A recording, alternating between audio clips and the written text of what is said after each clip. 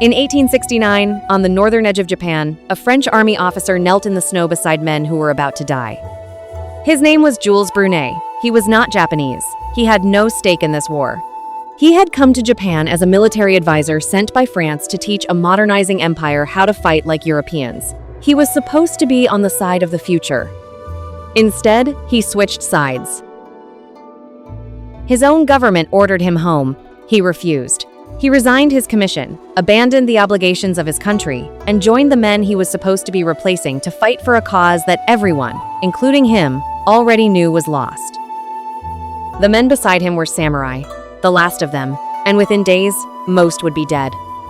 Here's the strange part. The real last samurai, the one Hollywood would borrow a century later for a very famous film, was a Frenchman who crossed the entire planet chasing something. A code, a spirit, a way of living and dying that he believed was older and purer than anything in his own civilization.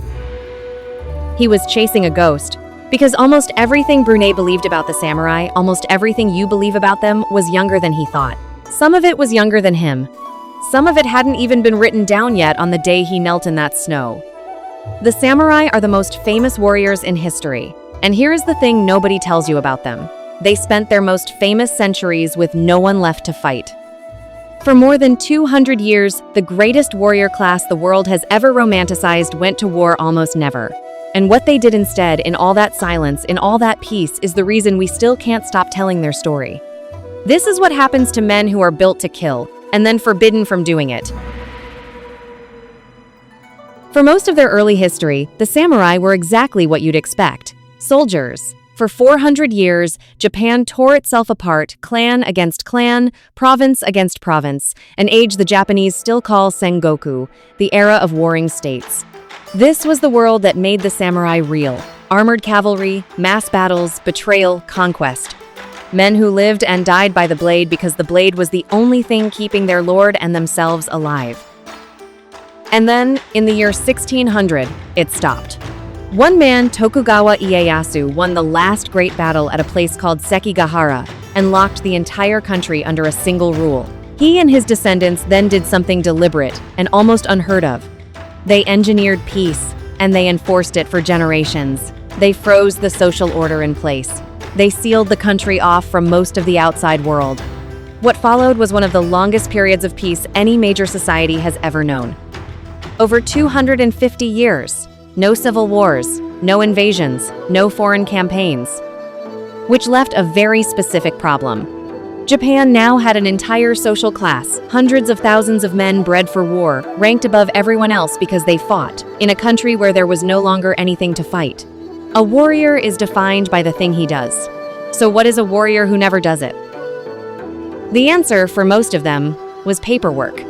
The fearsome samurai of the peace era were overwhelmingly bureaucrats, administrators, tax officials, clerks, men with 2 swords at their belt and a ledger on their desk. Many were quietly in debt, living on fixed rice stipends, while merchants, a class they technically outranked, grew rich beneath them. Some pawned the very blades that marked them as warriors, carrying bamboo replicas in lacquered scabbards so no one would know. Imagine that, the proudest men in Japan walking around with fake swords, terrified someone would find out. And there was something else holding the whole structure together, something we tend to admire from a distance without asking what it cost: loyalty. The bond between a samurai and his lord was the load-bearing beam of the entire society. A samurai did not, in the deepest sense, belong to himself. His purpose, his honor, even his right to live, flowed from his service to his master. The word samurai itself comes from a verb meaning, roughly, to serve. In a time of war, that loyalty had an outlet you served by fighting. But in 200 years of peace, loyalty with nowhere to go becomes something stranger. It becomes pure obedience, a man's entire moral worth measured by how completely he could surrender his own judgment to another man. Hold on to that idea, because it leads somewhere dark. We'll see, later, exactly how far that loyalty was expected to go, and what the most famous samurai story of all time was really about. But first, the deeper question. Here is the thing about a man who is told he is a killer, in a world that will never let him kill a man whose pride is total but whose purpose has been quietly taken away. That pressure doesn't disappear. It goes somewhere. It turns inward. And what it built there is the reason we still talk about the samurai today. We have a word for what the samurai believed. Bushido, the way of the warrior. Honor, loyalty, discipline, a serene readiness to die. Most people assume it's ancient, a battlefield creed hammered out over centuries of war. It mostly wasn't. The single most influential samurai text, the Hagakure, was not written by a man at the height of war. It was dictated, around the year 1716, by a retired samurai named Yamamoto Tsunetomo, who had become a monk. He lived deep in the long peace. He had barely seen combat. And when his own lord died, Tsunetomo wanted to follow him in death, in the old way, but the practice had been banned, and he was forbidden. He was denied even the ending he believed his loyalty demanded. So he sat in a quiet hermitage and dictated, to a younger man, a vision of a warrior's life that neither of them had truly lived. His most famous line is this: "The way of the warrior is found in death." And this is the pattern almost no one notices. The great philosophy of the samurai, the codes, the manuals, the spiritual discipline was largely composed after the wars ended. By men with time, by men with nothing to kill. The romance of the warrior was written by the warrior who could no longer be one. But the code wasn't only written, it was built into people, from the beginning of their lives. A samurai's son was not raised the way other children were raised. From a young age, he was trained to master his face, to show no pain, no fear, no hunger. Boys were sent on errands alone at night, through places they'd been told were haunted, to break the fear out of them early. They were taught that flinching was shame, that complaint was weakness, that the worst thing a person could be was afraid.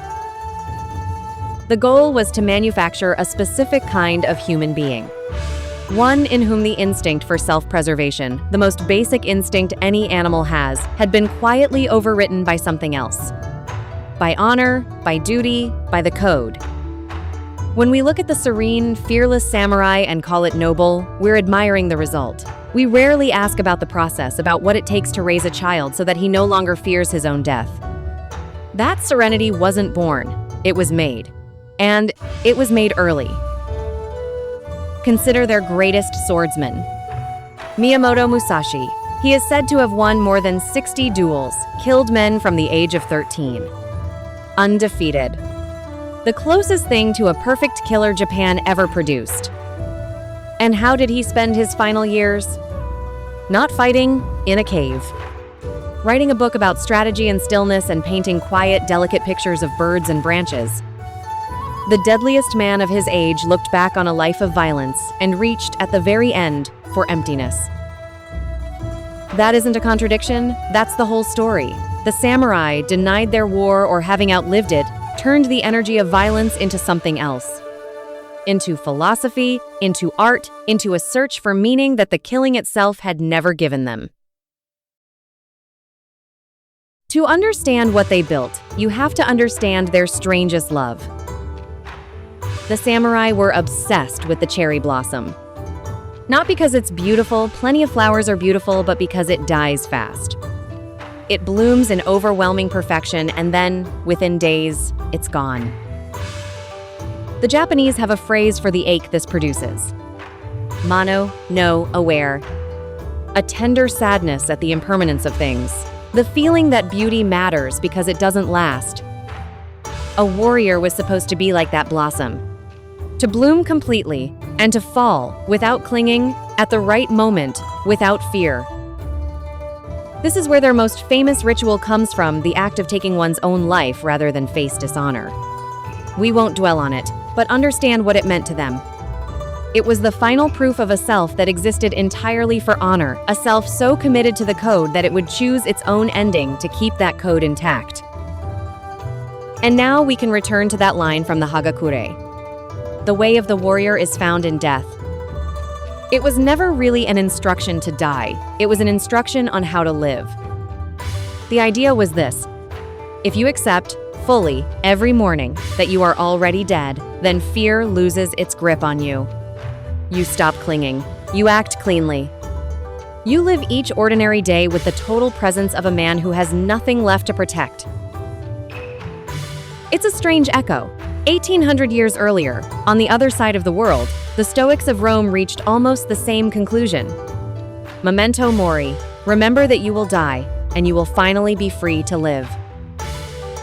Two cultures, no contact, arriving at the same medicine. Face death first, and the fear that runs your life dissolves. The samurai, with no war to give their lives meaning, had built a philosophy that found the meaning in mortality itself. And now the loyalty we left hanging earlier. There is one samurai story more famous than any other. The Japanese have told it for 300 years. It's the story of the 47 Ronin. Their lord was forced to take his own life after being provoked by a powerful court official. By the logic of the code, his samurai were now masterless, and they were expected to accept it. Instead, 47 of them made a secret pact. For nearly 2 years they waited, some pretending to fall into drunkenness and disgrace to throw off suspicion, abandoning their own reputations entirely. And then, on a snowed-in winter night, they struck. Broke into the official's mansion and killed the man they held responsible for their lord's death. They had avenged their master perfectly, and in doing so, they had broken the law of the state absolutely. The government faced an impossible problem. These men had fulfilled the highest ideal of loyalty the culture knew, and committed a crime the state could not forgive. The solution was bleak and revealing. The Ronin were ordered to die by their own hands, honored and condemned in the same breath. Heroes executed. That is the truth buried inside the loyalty we so admire. Pushed all the way to its end, it doesn't lead to a happy place. It leads to 47 men who did everything right by one law and everything wrong by another, and who could only resolve the contradiction by dying. The code that gave their lives total meaning also demanded, in the end, their lives. There's one more myth, the most beloved one. The katana. The soul of the samurai, supposedly the perfect blade. The famous folding of the steel was real, but it wasn't a flex of superiority. It was a fix for poor quality Japanese iron. The cult of the perfect blade grew, in part, out of a limitation dressed as transcendence. And here's the part nobody believes. Japan had guns, lots of them.